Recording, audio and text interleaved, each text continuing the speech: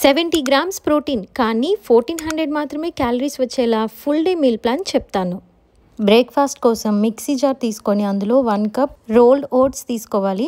కొంచెం జింజర్ అలాగే 1.5 cup water వేసి బాగా పేస్ట్ అయ్యేలా రుబ్బుకొని ఈ మిశ్రమాన్ని ఒక గిన్నెలోకి తీసుకొని మిక్సీ జార్లో నీళ్ళు వేసి మిగిలిన ఓట్స్ మిశ్రమాన్ని కూడా గిన్నెలోకి వేసేస్తాం. తరువాత సన్నగా తరిగిన ఉల్లిపాయలు, సన్నగా తరిగిన క్యాబేజ్, సన్నగా తరిగిన క్యారెట్ అలాగే బీట్రూట్ వేసి బాగా మిక్స్ చేసుకోవాలి.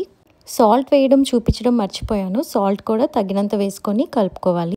ఇప్పుడు స్టవ్ ఆన్ చేసి పాన్ మీద కొంచెం మాత్రమే ఆయిల్ వేసి ఊతప్పంలా దలసరిగా వేసుకొని అటువైపు ఒక 5 నిమిషాలు ఇటువైపు ఒక 5 నిమిషాలు చిన్న మంట మీద మాత్రమే బాగా కాల్చుకోవాలి.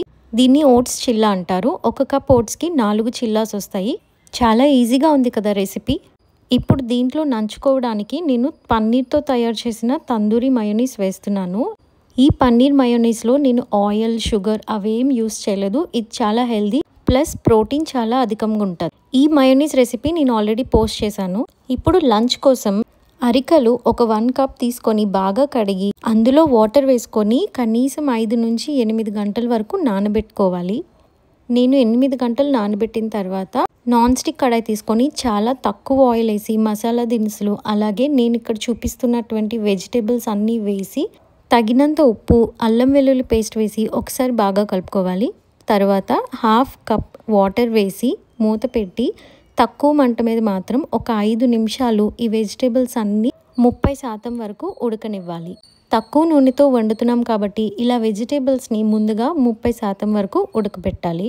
ఇప్పుడు దీంట్లోకి పన్నీర్ క్యూబ్స్ అలాగే తరిగినటువంటి టొమాటో ముక్కలు అలాగే మనం ముందుగా నానబెట్టుకున్న అరికలు ఇంకా 1.5 కప్పు నీళ్ళు ఇంకా కొంచెం మసాలా పౌడర్ ఇంకా కొంచెం యాలకుల పొడి కూడా వేసి పెద్ద మంట పెట్టి నీళ్లు బాగా మరగనివ్వాలి. నీళ్లు బాగా మరిగిన తర్వాత మంట తగ్గించేసి మూత పెట్టేసుకోవాలి. కనీసం 15 నిమిషాలు పడుతుంది ఈ అరికెల పులావ్ తయారవడానికి. చూసారు కదా, అరికెల పులావ్ తయారైపోయింది. కొత్తిమీర జల్లుకొని స్టవ్ ఆఫ్ చేసేసుకోండి. తినే అన్నం ప్లేట్లో 1 కప్ పులావ్ ఉండాలి, ఇంకా వెజిటేబుల్స్ ఉండాలి, ఇంకా పెరుగుతో తయారు చేసిన రైతా ఉండాలి.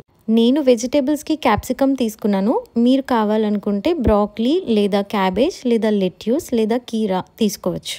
డిన్నర్ కోసం కాబోలి శనగలతో సలాడ్ చేసుకుందాము. ఇవి 8 గంటల పాటు నానబెట్టి కుక్కర్లో ఉడికించుకోవాలి. ఇలా బాగా ఉడికిన తర్వాత స్టవ్ ఆన్ చేసుకొని కుక్కర్ లేదా పెనం పెట్టుకొని ఒకటే స్పూన్ ఆయిల్ వేసి ఆవాలు, జీలకర్ర, కరివేపాకు, ఉప్పు, పసుపు వేసి ఒక్కసారి కలపండి.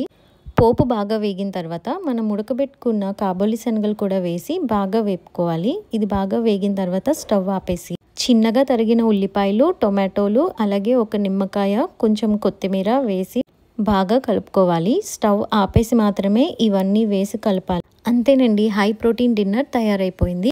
డిన్నర్ బౌల్లో 1 కప్ మాత్రమే ఈ సలాడ్ వేసి కీరా కావాలంటే వేసుకొని తినేయచ్చు. ఈ డైట్ ప్లాన్ మీకు నచ్చిందా? అయితే సబ్స్క్రైబ్ చేయడం మర్చిపోకండి. Thank you.